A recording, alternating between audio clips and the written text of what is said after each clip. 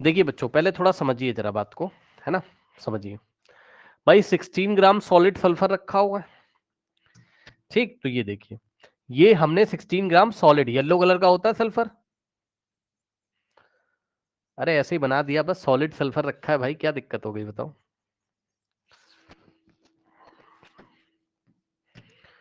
ये हमने क्या रखा, सॉलिड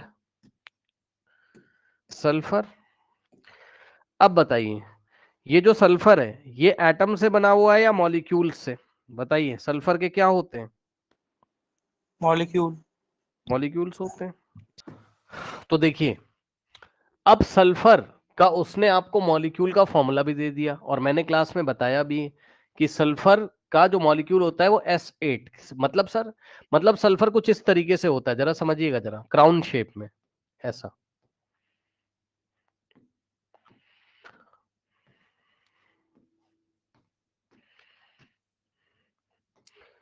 ये देखिए, ये एक सल्फर यहाँ, एक यहाँ, एक यहाँ, एक यहाँ, एक यहाँ, एक यहाँ, एक यहाँ, एक यहाँ, तो ये इसका एक मॉलिक्यूल होता है। तो एक मॉलिक्यूल में कितने एटम है देख के बताओ। एक मॉलिक्यूल में, ये पूरा एक मॉलिक्यूल का स्ट्रक्चर ऐसा दिखता है, सल्फर का मॉलिक्यूल अगर आप देखोगे तो उसका स्ट्रक्चर ऐसा दिखाई पड़ेगा। अब बताइए एक मॉलिक्यूल में कितने एटम है, बताइए। 8 है, ठीक है। तो ये मॉलिक्यूल मैंने आपको जूम करके दिखाया है, ठीक। और ये डॉट डॉट से क्या दिखा है, बॉन्ड है, इसके को बॉन्ड होते हैं। क्लास 10th में इसको डिटेल में पढ़ेंगे, वो बात आप छोड़ो। आप बस देखो कि ये जो सल्फर है बच्चों यहाँ पर, है ना, तो सल्फर के मॉलिक्यूल्स होंगे ना भाई इसमें अंदर, बोलो, ठीक। तो आपको उसने यही तो पूछा है कि calculate the number of molecule, कह रहा है नंबर ऑफ मॉलिक्यूल बता दो। अब थोड़ा सा मैं आपको दिखा भी दूं, थोड़ा सा मैं आपको दिखा भी दूं ऐसे ही बस। मैं आपको ये कहना चाहता हूं कि मान लो, चलो पिंक कलर से मैं आपको दिखा रहा हूं, समझो।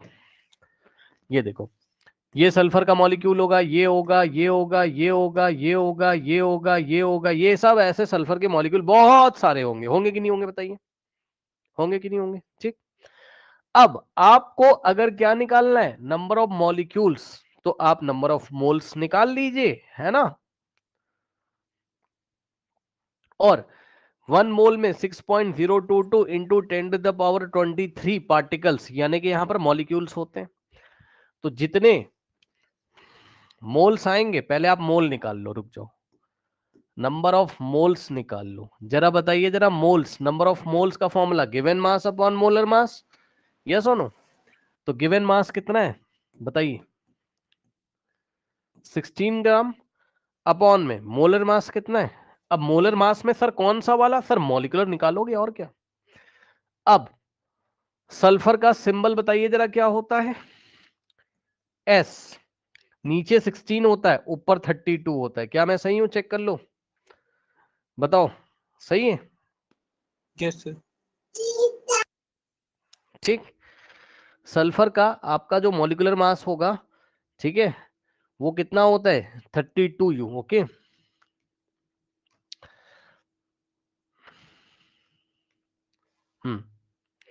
32 होता है।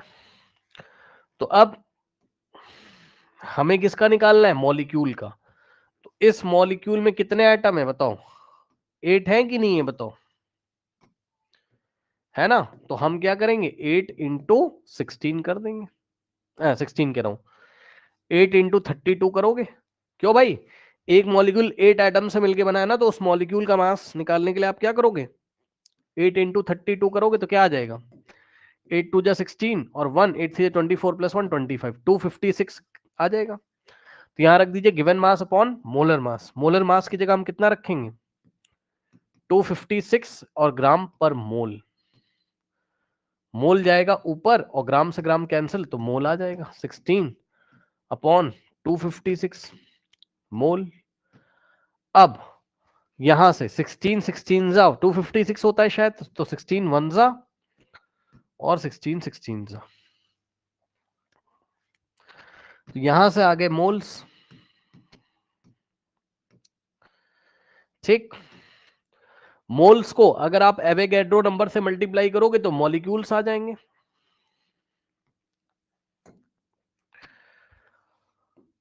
तो number of molecules is equals two moles into Avogadro number, है ना, मोल्स इंटू एवोगैड्रो नंबर, यानी कि 6.022 इंटू 10⁻23। ठीक, तो यहां से क्या आ जाएगा आपके पास, मोल्स कितने चेक कर लो, 1/16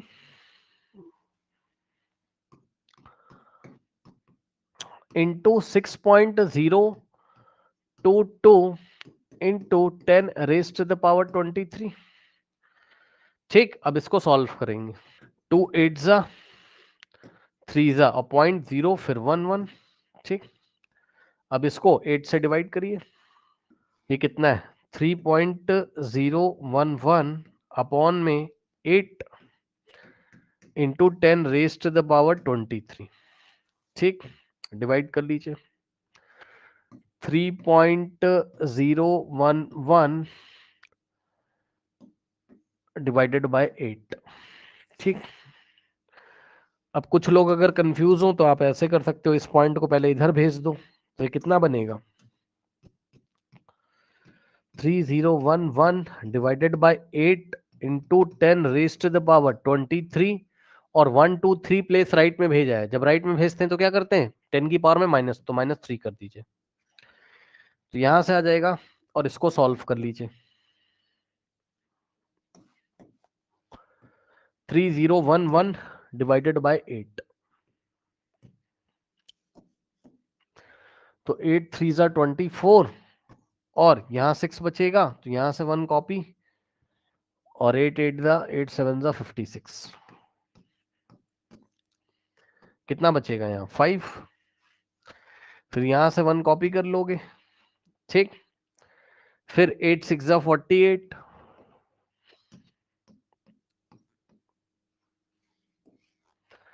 थ्री, फिर डेसिमल की हेल्प से 0 और 8 3 जा 24। ठीक, फिर 8 8 जा 64, 8 7 जा 56, यहाँ 4 है, डेसिमल की हेल्प से 0 और 8 5 जा 40।